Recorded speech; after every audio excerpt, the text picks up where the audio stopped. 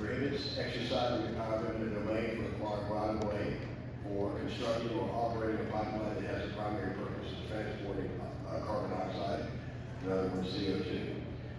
Joining me on the subcommittee today, Representative Holt and Representative Thompson.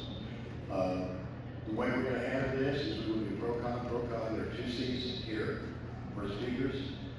Who's speaking in support of the bill. Then you can come up. If you're speaking against the bill, same thing. In the interest of fairness, we're going to give everyone 2 minutes to speak. And at that 2 minutes, we will have to cut you off in the interest of fairness. Okay? Because that's what we're telling everybody. That's the rule we have to follow. So we're going to give everyone 2 minutes to speak. If you want to speak against or for the bill, you would come up and sit at one of those 2 tables where there's a little sign, a little piece of paper that says reserved for speaker. You press the button, it looks like the top half of a human being, little human being on the button. You would press that. When you're done, turn the button off. Press it off, because if you don't, then it can interfere with the next speaker who might be at the other microphone. So with that, we'll go ahead and get started. Welcome to all of you. Thank you for coming today.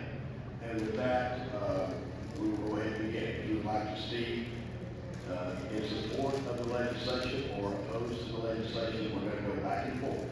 So if you're opposed, please come up and take that seat. If you support, please sit in that seat and we'll get going.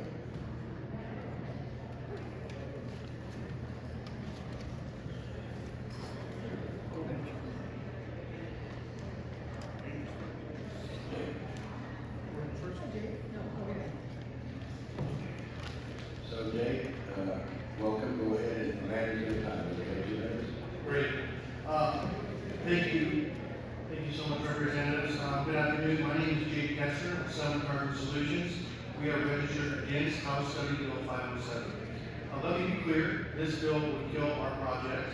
Southern Carbon is focused on signing voluntary easement agreements and moving off landowners who do not want us.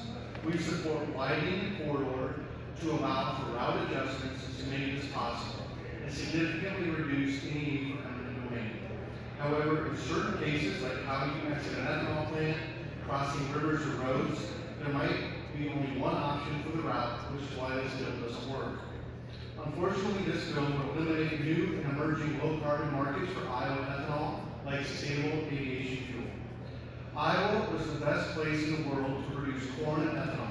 Now that honor goes to our neighbor, Nebraska, who recently commissioned 11 ethanol plants running on the CO2 pipeline in their state. This bill ensures Iowa farmers and rural communities will be left out and unable to compete in this ever-increasing global market. This bill strips the property rights of over 1,400 Iowa farmers who have signed up for this project. What about the farmer that's about to lose their family farm because they're losing over $1 a bushel, and corn prices keep falling, down 24 cents yesterday alone? This bill is not reform. This bill is a ban. We can do better. Southern Carbon Solutions is committed to working with landowners and policymakers on solutions that protect personal property rights and strengthen rural economies. We ask a no vote on House Study Bill 507, and let's try to get this right. Thank you. Thank you. Sherry, go ahead. My name is Sherry Webb. Our farm is in Shelby County. I appreciate all the work you've done on this. Thank you very much, representatives. House Study Bill 507 is a fair and reasonable bill. It gives the pipeline the ability to find a route and the landowners a right which they deserve to say no. Thank you very much. Thank you. Someone in opposition? Go ahead. Thank you, Representative. My name is Belin. I am a member of and represent the Laborers International Union of North America. We're mostly a construction union, and I represent about 3,000 working men and women here in the state. Many of them trained years to be able to do this type of work. We build pipelines all across this country and Canada. We fear the unintended consequences of this legislation will be a direct result in job loss for the Iowa trades workers that were scheduled to do work on this project. We also will be signaling on carbon capture pipelines, sets the dangerous precedent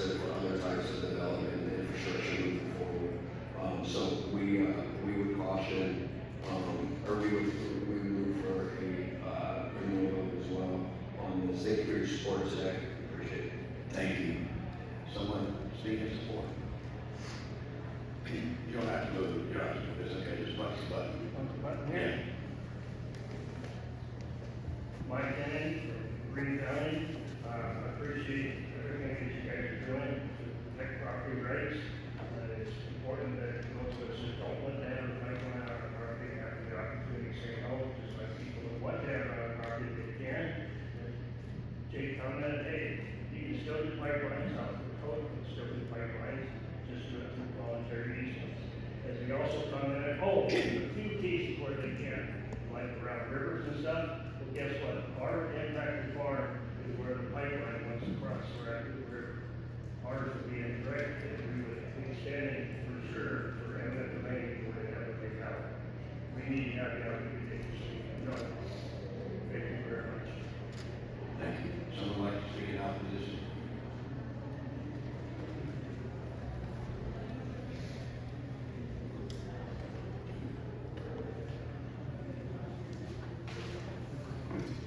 Thank you, Representatives. My name is Steven Holt, I'm with Iowa Corn Growers Association. I want to kind of highlight yesterday's report from the USDA projected that we're going to see record corn crop, 17 billion bushels. Why I highlight that is that corn growers across the state need to find new markets. We need markets to get ready. I've seen what the consequences we've seen here with our current state economy. And so those new markets all require, those remaining new markets that can grind corn and save Iowa, all require ultra low carbon ethanol. When you look to the west of it, most recently in Nebraska, you've seen the progress that they had in finding and being able to meet those new market needs. Most recently, some of our corn farm leaders were on trade trips to Japan this fall. On that trip, they were with the governor of Nebraska. The governor of Nebraska spent the whole trip bragging how Nebraska is now going to be king of ethanol, and that they're going to be able to meet these new markets, and the farmers are going to be able to benefit from those new markets. Just a month ago, 2 months after that trip, they announced in Nebraska a $1.8 billion green methane plant, a Japanese methane plant that will be exported to Japan. That's the markets we're talking about here. That's the demand we need to find. Without that demand, we're going to either see farmers lose their ability to find those markets, and unfortunately, hopefully not, the drop in the cost of corn. So again, we hope that you would reject or be against House Study Bill 507. Appreciate your time. Thank you. Someone like to speak in support? Anyone? Coming over here. Okay. Yeah, that's backwards. Yeah, you just come up to the closest microphone, that's fine. Dan Tronchetti, farmer, landowner from Greene County, Iowa. This is a simple constitutional question. Nowhere in the U.S. Constitution or Iowa Constitution does it say eminent domain can be used for economic development. It is only to be used for public use. The carbon dioxide pipeline is not for public use. It is to transport a waste product.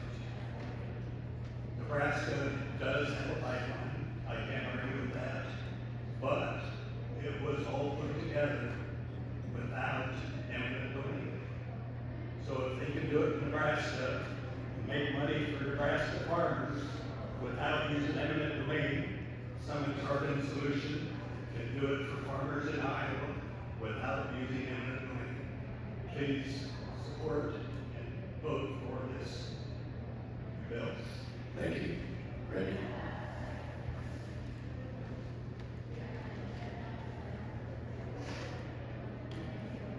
Good afternoon. My name is Brittany Lumley, and I'm here on behalf of Summit Carbon Solutions. You heard from my colleague, Mr. Ketzner, and I just wanted to give a different aspects to our arguments on this, but just wanted to let you know, over the last few months, the Summit team has held conversations with over 100 legislators. We met with these folks in good faith to try and to discuss the why of this project and the benefits it would bring to Iowa farmers and the state's agricultural economy. On a number of occasions, I heard from legislators that yes, we agree that the project would benefit Iowa farmers, but that carbon sequestration simply doesn't meet the definition of public use and thus cannot be eligible for eminent domain.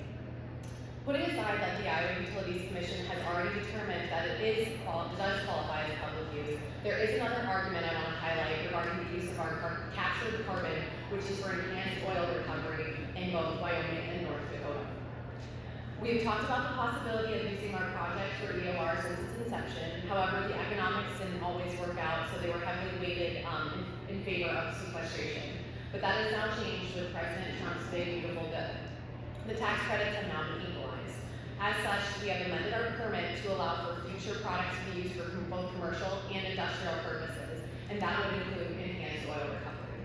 So while our current contracts call for the product to be sequestered, we will most certainly in the future be able to use this for enhanced oil recovery. There are hundreds of billions of dollars of oil in Wyoming and over $1 trillion in North Dakota that will never be recovered without our carbon product. Truly, this pipeline will eventually become an integral part of this nation's security strategy, giving more access to oil, which is essential for everybody's everyday lives. And for these reasons, we must oppose House Senate Bill 507. Thank you. Thank you, Rick. Someone else in support, or to speak?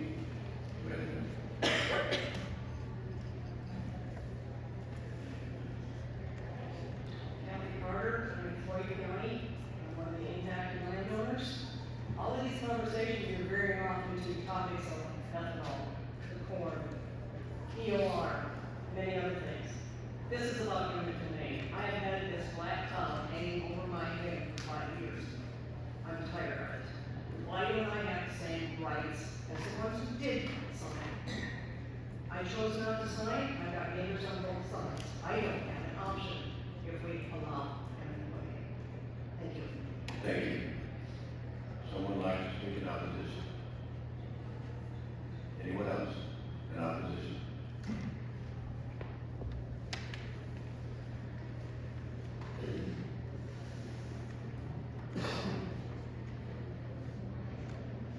Good afternoon, representatives. Thank you very much for your time. My name is Colin Gordon with the Iowa Renewable Fuels Association. We are registered against House Senate Bill 507. I'd like to address two of the primary arguments that have been made in favor of this bill. First, I'd like to note the importance of preserving critical tools like carbon capture, use, and sequestration, CCUS, for Iowa agriculture. As others have noted today, despite drought, near record rainfall, and other weather events, Iowa corn farmers produced record-setting yields in 2025. This caused corn market futures to plummet, demonstrating the need to develop new markets for ag products. CCUS is really the only tool that will enable the creation of markets that can soak up this massive supply that Iowa farmers have created with ingenuity and with productivity. We need things like sustainable aviation fuel and marine fuel, which can only be accessed with carbon capture, use, and sequestration. Second, there is an argument that eminent domain should not be used for CCUS. Carbon is a resource, just like any other. It's not just a waste product, because by gathering it into a centralized location by a pipeline, it can be accessed by the public for usage. For example, as others have noted today, there's Japanese conglomerate companies that announced a nearly $2 billion investment in Nebraska. That is investment dollars that are not coming to Iowa. And they're going to be creating a synthetic natural gas. And the economics actually work out so well that they can afford to ship it all the way back to Japan, like I said, from Nebraska. Oil companies already use carbon for enhanced oil recovery, and they're looking to expand this practice as part of President Trump's American Energy Dominance Plan. Iowa already hosts oil and gas pipelines that crisscross the state without a single off-take here. There's pipelines that take oil from North Dakota all the way to the East Coast. So it's difficult to believe that a carbon pipeline would attract development right here in Iowa with potential off-take like the Nebraska developments would not be considered public use, while an oil and gas pipeline that ships the product from North Dakota to the East Coast does qualify. Thank you. Go ahead. Kathy Stockdale, Heartland County, Iowa. My husband and I have farmed on our farm for over 50 years in August together.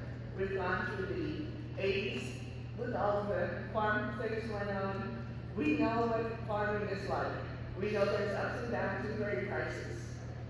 But what good does an increase in my farm price do if I lose my private property rights? My whole rights depend on those property rights and what I want to do on that farm. So I thank you for this bill, because someone can still build a pipeline, but it protects me as a landowner. Thank you. Thank you. Someone like to speak in opposition?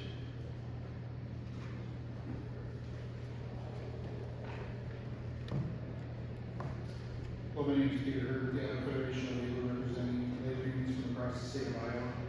I would support the comments from the laborers union that spoke earlier. I just want to add that since the utility board approved the project, we use the sharing people regularly to get this project done. And we also feel like canceling specific projects after approval creates a lot of uncertainty, and just for the workers with projects that come as well. Thank you. Thank you. Someone like to speak? Someone like to speak in support?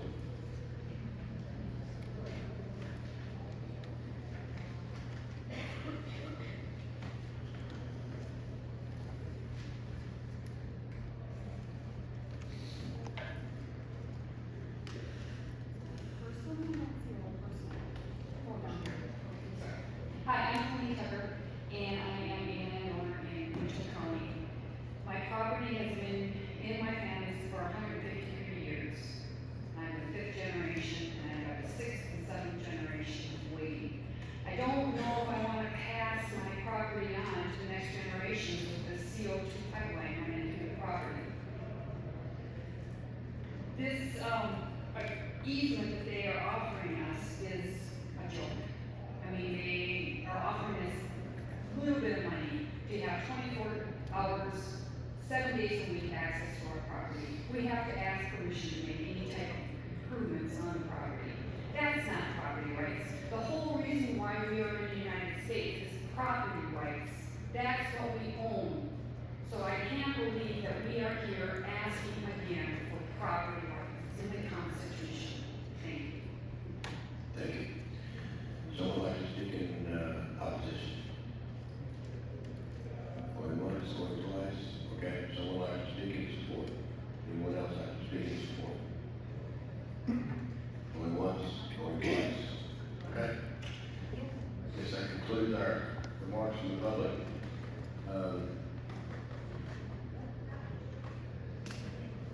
Okay, so after this, I'll ask one more time. Someone want to speak in opposition, someone to speak in support, and nobody stands up and raises their hand and we're done, okay? So, go ahead. Hi there, thank you, representatives. My name is Kim Junker, I'm a landowner and farmer in Butler and Ernie counties. I just want to say, I support this bill. It's about property rights. And one thing I think that we don't speak about enough is the huge monopoly that we're looking at with this pipeline. They will control CO2, they will control the ethanol plants, they will control our farmland, they will control the price of corn. It's a huge monopoly, so I just think that that's another thing that's not being looked at close enough. Thank you. Thank you. Okay, someone like to speak in opposition?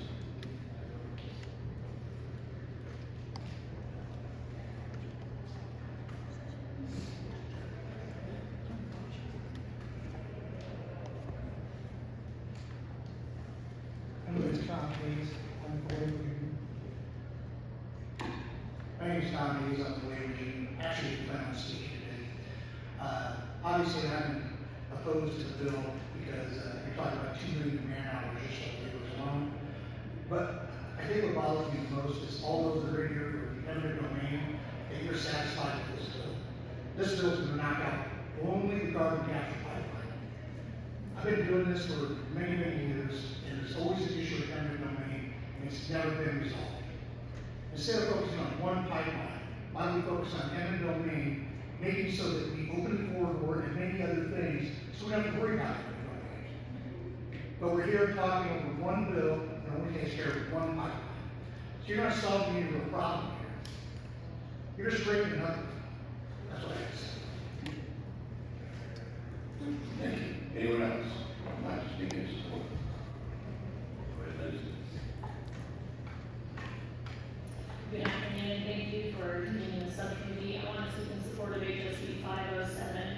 From the premise of being an affected landowner through my in-laws, as well as just from constitutional perspective of our right to own property.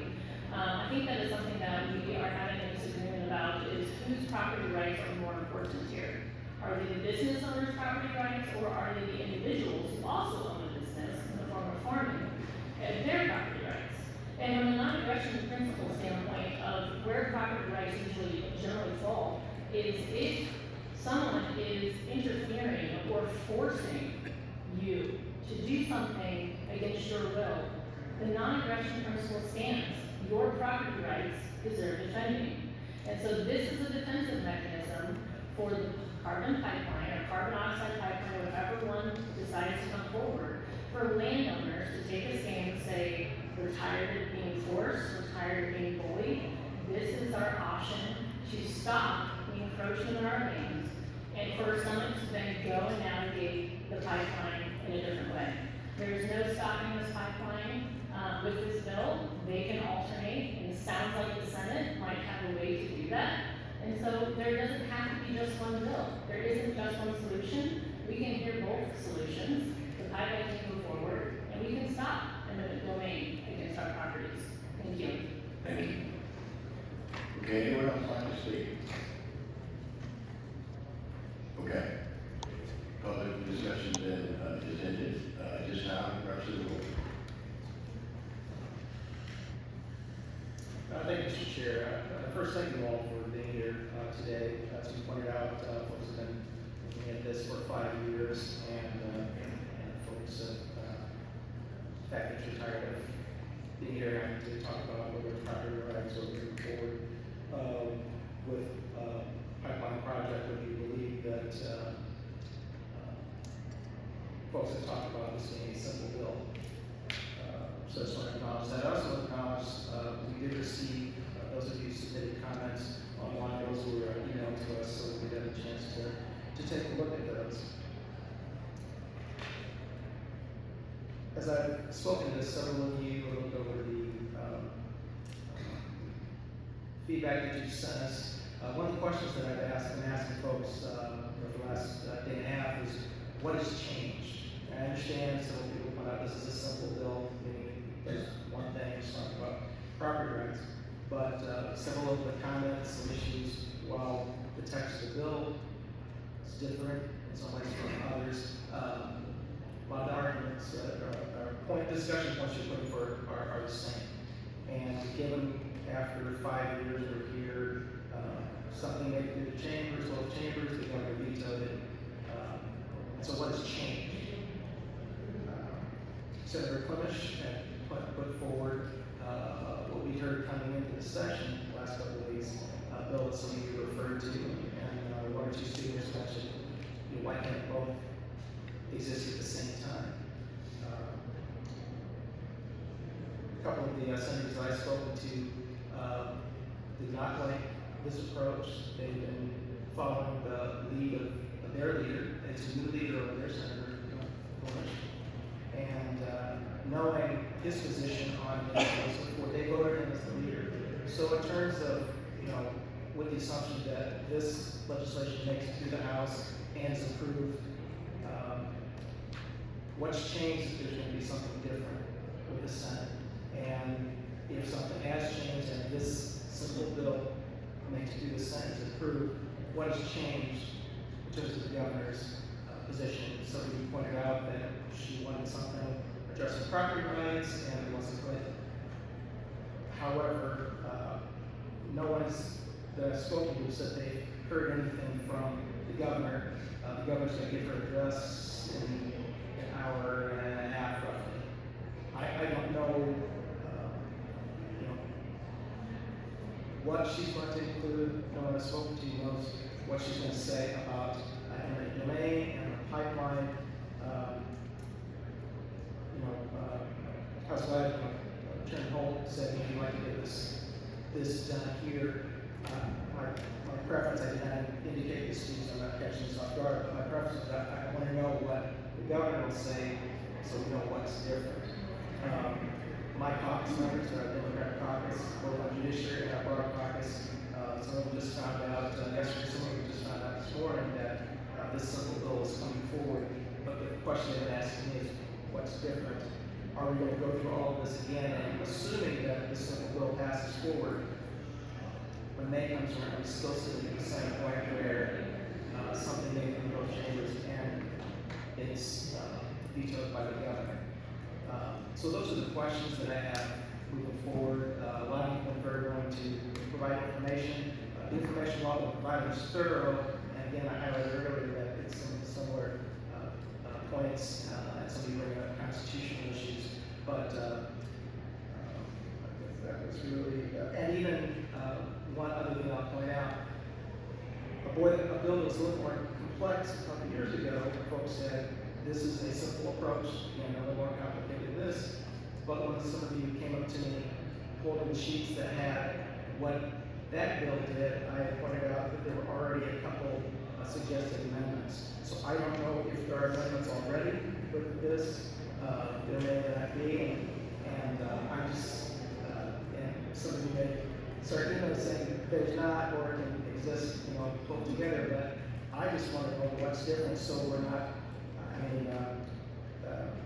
I hate to throw out some analogies, but is it Groundhog's Day, and we're going to be everybody frustrated and angry at May if no substantive indication that there's willingness to work over in the Senate. Typically, I don't worry about what the Senate's going to do, but given that we've been through a 5-year process, I think it's important to say what is the willingness across the chamber, and what is the willingness with the governor to end up with a different result that protects property rights and that also enhances the ability of the economic development looking at us going ahead. That's what I have to share today. President Johnson. Thank you, Mr. Chairman. Thank you, everyone who's come to this hearing. Representative Goldberg asked some important questions. I'd like to ask some rhetorical questions as well. Which parts of our Bill of Rights on the state level and on the federal level are preserved? If we come up with a really good economic development idea, are we willing to sell our right to freedom of speech? Are we willing to sell our right to freedom of religion? What about our jury trial right? What's the price on that? Are we going to have an auction? We have, as Iowans, as Americans, a right to certain procedures and certain protections for private property. It's a key right in our structure of constitutional rights. Without it, we lose most of the other rights. Without it, we face destinies. I've heard a lot of arguments about what a great business deal the carbon dioxide pipeline is. I've yet to be convinced of it, because I think a lot of the carbon movement is going to slowly dissipate over time. I think it's bad. Having said that, it doesn't really matter, because it's a terrific business proposition. It's not relevant to whether or not we're going to have the First Amendment right to freedom of the press, freedom of speech, etc. The Summit proposal is a clever but very corrupt perversion of a constitutional system that has gotten as far as it needs to. This bill is correcting a mistake, I think, made by the IUC that was tasked with doing something, or felt that it was tasked with doing something that was not deterred, which is determining a new form of eminent domain for a economic development project. The Summit pipeline is a large, highly dangerous metal pipe, the sole purpose of which is to harvest tax credits. That's it. If the tax credits weren't available, even with enhanced oil recovery, which we've heard about, I think we all know this project would not be going forward. I think we also all know that, but for the unfortunate drafting of Iowa's law, this would not be going forward because it violates the spirit of Iowa's constitutional framework for protecting landowners. And of all states for this to be a problem, Iowa, shame on us, we need to fix this. Yes, there is an eminent domain cloud in Iowa. This title of thousands of acres of Iowa farmland. People can't make plans, people can't pass land to their kids knowing that it'll be okay. It's disrupted century farms, all sorts of, it's disrupted in my district. One of the finer economic development plots in the state is served by the lot. People were working on it for 30 years, just by the accident of where they drew a line with their pipeline. I'm going to vote to support this bill. I think it's very important. I urge my fellow Iowans to support putting a nail in the coffin of this thing. It is not serving the best interests of Iowa, but I'd also like to point out that even if we pass this bill and the governor signs it, there remain huge problems with our system of governance for utilities in this area. This proposal, the one that was approved by the Iowa Utilities Commission, represents a massive public subsidy of risk, private risk. Take a look at the Queen's report that was issued and then withdrawn, with which some says agrees. The potential risk from this pipeline is huge. It covers a huge part of Iowa. The kill zone is 2 miles from the pipeline. It is far more dangerous than natural gas. It has the potential for causing mass casualty events, or as we say in English, killing a lot of people. That's going to be very expensive if it happens. Some will not be around. They don't have the kind of assets that would be necessary to compensate people if we have a lot of people killed in this thing. And I think we all know the nature of last resort in the state of Iowa. So we are all going to be forced to subsidize this. We have not dealt with that problem. This bill does not deal with that problem. We need to deal with that problem. In addition, the entire Iowa Utilities Commission system needs to be fixed so that we don't have this problem coming forward. We need to be a lot more careful on eminent domain. Eminent domain serves a useful purpose, but I think this bill should serve industry in Iowa and utilities in Iowa with fair warning that if we do not fix eminent domain statutes in Iowa, so that perversions like this, corruption to the law like this, do not happen again, we are going to have to severely restrict future use of eminent domain so that the citizens of Iowa are not the victims, to quote Teddy Roosevelt, of malefactors of great wealth. We've got a problem here. This is a tiny solution to a problem, but one that is critically important for Iowa, so I support it. Thank you, Mr. Chairman. Thank you, Representative Thomas. First of all, let me say, in reference to some of the political remarks I heard today, thank you all for speaking, whether before or against the proposed legislation. I don't think the bill in any way strips property rights from those who sign voluntary easements. I don't get that argument. They sign their voluntary easements, this bill doesn't impact them. I think union jobs are fantastic. I think jobs are fantastic, period. But jobs do not get to shred the Constitution. They don't get to trump our constitutional rights. In regards to the Senate and their activities, let me just say that we've sent the Senate 4 bills over the last 4 to 5 years. They have had every opportunity to weigh in and give us their solution. They have not done so. I would also point out, when we were talking about how critical this is, perhaps a lot of people don't realize this, but in our founding document, life, liberty, and the pursuit of happiness, you know what that originally was going to say? Life, liberty, and property. That's what it was originally going to say. And then they decided to change that later on. That was how fundamentally important property rights were to our founders. So fundamentally important that George Washington famously said, freedom and property rights are inseparable. You cannot have one without the other. That's how important this discussion is today. The Iowa Constitution, Article 1, Section 18, stipulates that private property cannot be taken for public use without just compensation.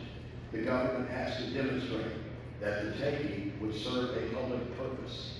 Infrastructure projects like roads or schools or energy projects essential to the functioning of our society, like electric transmission lines or oil and natural gas. The fundamental right of private property is the birthright of every American, and the use of eminent domain should be incredibly rare and must meet the constitutional requirement of public use. The CO2 pipeline project, which according to its supporters will be a great benefit to our economy, and that is great. I hope they're right, but that doesn't make it a public use project. It is not essential for the functioning of our society, and it serves no public purpose. And it is not, by statute, it says it must be convenient and necessary, and it is not convenient and necessary for the good people of Iowa. Let us call it what it is. It is an economic development project. Economic development is of profound importance, but it does not trump fundamental constitutional rights. The use of government power to seize property for a private economic development project is not constitutional, and the Iowa Utilities Commission lacked, in my judgment, the constitutional and statutory authority to grant eminent domain in this case. If you believe, as I do, that the CO2 pipeline project does not meet the public use requirement in our Constitution, then any use of eminent domain for this project is an abuse of the constitutional rights of the impacted landowners. Expanding the corridor, as was proposed last year by the Senate, and apparently will be legislation in the Senate this year, may reduce the use of eminent domain, but it ultimately will not protect landowners, because under their proposal, eminent domain can still be used for the CO2 pipeline project. So under their proposal, the corridor expands, but the use of eminent domain remains for a project that does not meet the requirement in the Constitution to use it. This is not acceptable. If you respect the Constitution and the constitutional rights of all of our citizens. We have sent the Senate at least 4 pieces of legislation in the last few years to address this issue. Last year, we sent the Senate 2 pieces of legislation. One of them, House File 943, which passed 81 to 12 in the House, was very simple. It stipulated that eminent domain could not be used for the CO2 pipeline on agricultural land in Iowa. That legislation was not advanced in the Senate. House File 639, the more comprehensive bill, was advanced, and the governor vetoed it. This year, the language is as simple as it can get. No eminent domain for CO2 pipelines in Iowa. The arguments contained in the governor's veto do not exist with this simple legislation that only pertains to the CO2 pipeline. I have recently been hearing the arguments related to CO2 being used for enhanced oil recovery for mature oil fields that are beginning to tap out. That sounds like a great way to expand our oil supply, which could reduce energy costs and be a great benefit. This promising technology should be pursued, but does that meet a public use definition? It is certainly a more compelling argument than burying CO2 in the ground in another state, but it is still a stretch, in my judgment, to reach the public use requirement. And after further analysis, it can be seen that enhanced oil recovery is not specifically named in someone's requests before the Iowa Utilities Commission.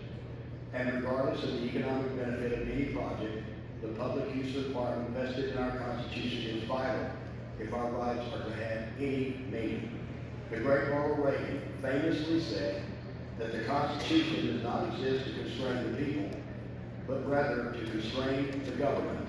The takings clause of the Fifth Amendment of the United States Constitution and Article 1, Section 18 of our Iowa Constitution exist because our founders experienced heavy-handed government rendering their property rights meaningless. An Iowa senator recently included in a newsletter on this issue language that stated, quote, a small and fierce resistant minority may be force-fed prosperity, unquote. That statement was breathtaking to me. I take exception with nearly everything in that statement. The only thing I agree with is the word fierce. The individuals opposing the assault on their fundamental right of private property are indeed fierce, and some are in this room today, but they are not small, and they are not a minority. Close to 80% of Iowans oppose the use of eminent domain in the CO2 pipeline. Within that newsletter statement is a level of arrogance that is deeply concerning to anyone who values and respects our constitutional rights. Force-fed prosperity. The translation for me is we will trample on the constitutional rights of those who oppose the use of eminent domain on their property so that others may economically benefit. screw your constitutional rights, get out of our way. Such a statement would be quite at home in a dictatorship or a communist nation, but not in the state of Iowa or from a Republican senator. The opposition will now be more fierce than ever, and the citizens of Iowa are not interested in being force-fed anything. Iowans are perfectly capable of making their own decisions. They want their government to respect their constitutional rights and leave them the hell alone. The spirit of free men and women defines who we are, and is at the heart of the Republican Party I believe in, not an arrogant mentality that suggests our citizens and neighbors are too stupid to know what is best for them. I think we all want economic development, but not at the expense of the constitutionally protected rights of our fellow citizens. Those who want the pipeline can sign voluntary easements. Those who do not have the constitutionally protected right to refuse, and the government has no right in this case to intervene. I saw an email a few minutes before coming to this subcommittee from the Iowa Renewable Fuels Association. It states that House Bill 507 will do harm to agriculture and renewable fuels. I have always supported Iowa agriculture and renewable fuels, and I will continue to do so. But now apparently agriculture and renewable fuels believe that requiring the seizing of land of others is necessary for economic development. The email goes on to say that they support enhancing landowner protections. And I'm not sure those who spent the last 5 years of their lives fighting for their fundamental constitutional right on private property would exactly see it that way. I will continue to support ethanol, I will continue to support corn growers, and I will continue to support agriculture, but they do not trump the constitutional rights of the good men and women sitting in this room. I'm excited to advance this simple legislation because it is to the very heart of what we're talking about here. It will be advanced to the full